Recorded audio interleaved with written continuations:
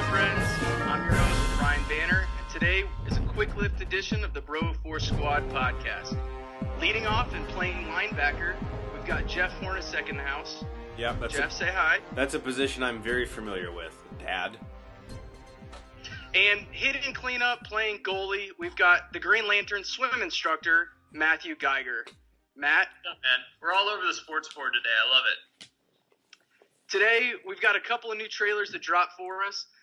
First of which is Saban's Power Rangers, and second of which is the new Logan trailer.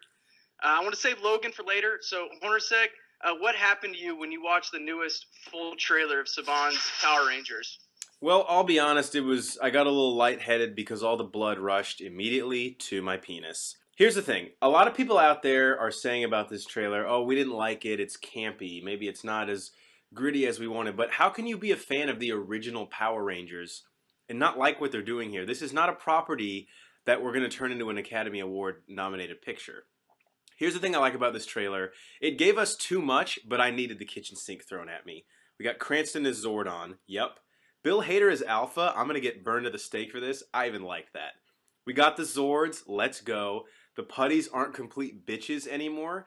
And at least now I know that Elizabeth Banks is not playing Rita Repulsa as a joke. I would have been okay with it either way. I just needed to know going in. I'm pumped and ready for this. They probably showed me half the movie, but that's fine because they're still getting my $15. All I have to say, guys, is it's Morphin Time. Geiger, did you get the same warm and fuzzies? Was it just me, or did it feel like a Marvel trailer to anybody else? If you go and watch the Civil War trailer, this movie feels kind of like a Marvel movie. It's dark in places, it's light in places, there's some jokes in places. There's some racist jokes in places, actually, on whenever they're in the pool. I was very excited whenever I saw it. Of course, I've been adamant about the Vanderbeek little trailer that we got.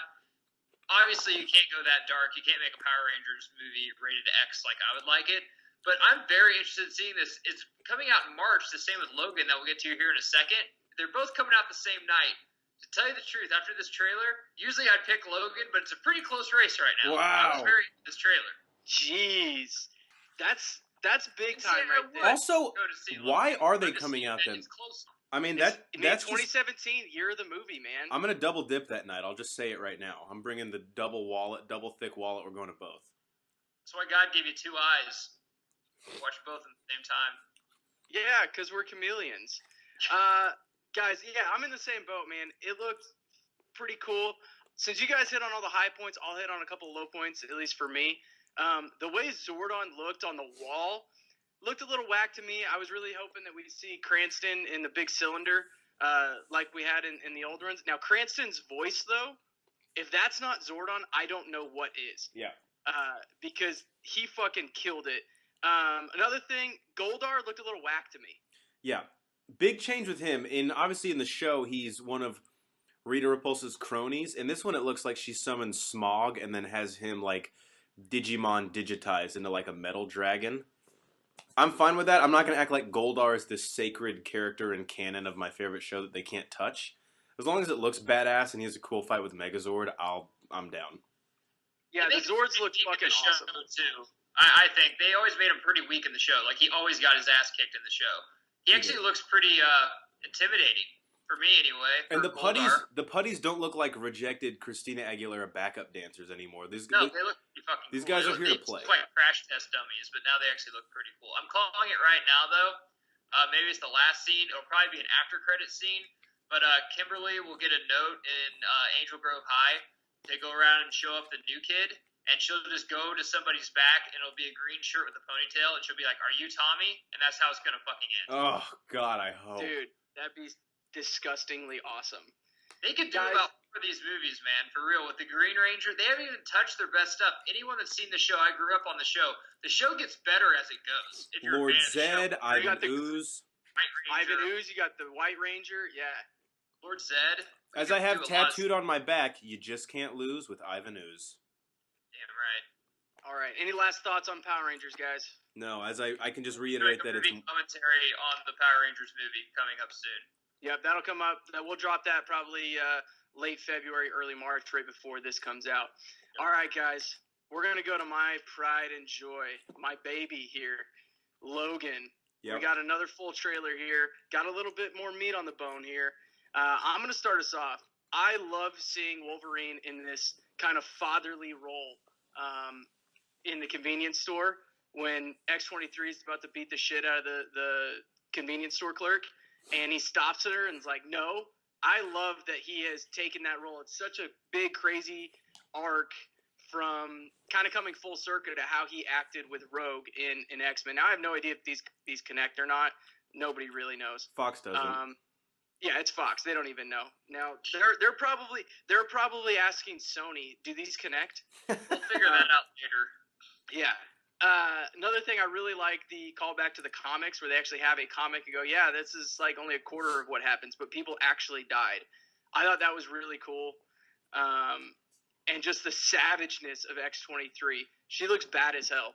And that end scene when Logan's just doing all Wolverine-y in the woods, and then she comes flying over his back, just total Wolverine style with her claws going straight into a dude's face. That had me hooked.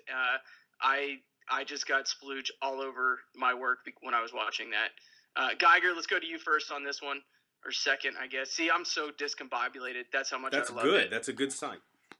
I like the trailer. I'm just gonna go. I like the first one way better. If you had to get it, How much of that was Johnny Cash? Johnny Cash music. Yeah. Johnny Cash, yeah. It just looked more. It was something we never got. The first Logan trailer to me felt like a western or something. It was really badass. This one just kind of seemed like another Fox movie.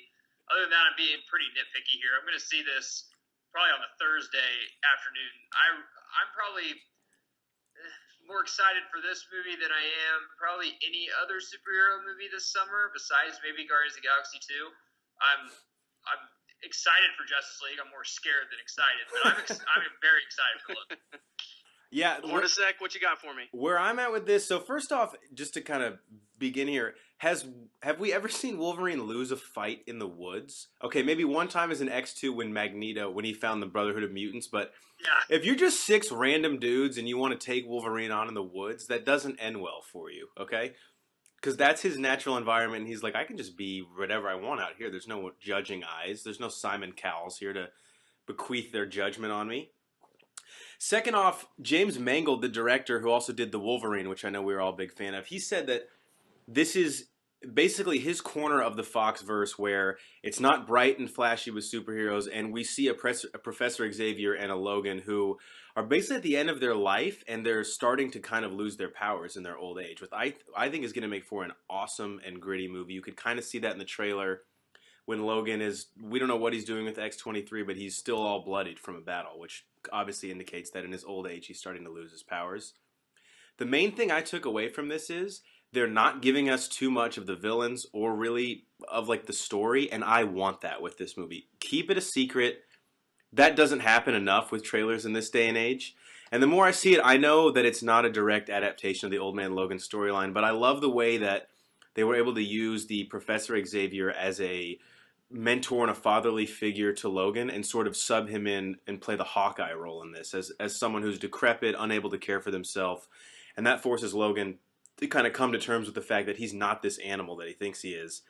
X-23 also plays a part in that. I think this is going to have everything not only from a Wolverine movie and his finale, but from a storytelling perspective, and I could not be more excited after this trailer. They kept the tone consistent, which is the main thing I was worried about, so I'm ready to go for this to come out in March.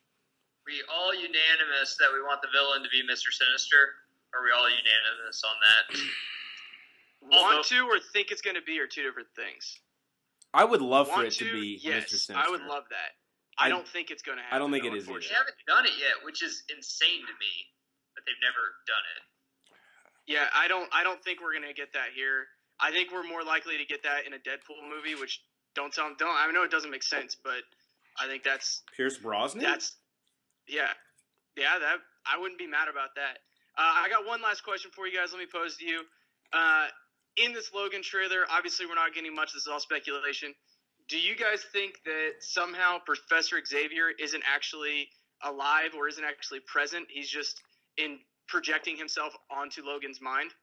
Wow. That is a great question. Didn't even think of it until now, and that seems incredibly likely, actually. Sure. That'd be awesome. I would love that. I'm hoping to not see like a ton, but I'm hoping that there might be another X-Men somewhere, like maybe Bishop or somebody that's just camping out too that helps out later. That'd be cool. I also want to hear what happened to the other X-Men. Hopefully they explain that at some point. I'm sure they'll explain that. All right, guys. That's all we got for you. Make sure you guys leave comments and your thoughts on these 2 trailers in the comments area. As always, subscribe to us on YouTube. Subscribe to us on iTunes.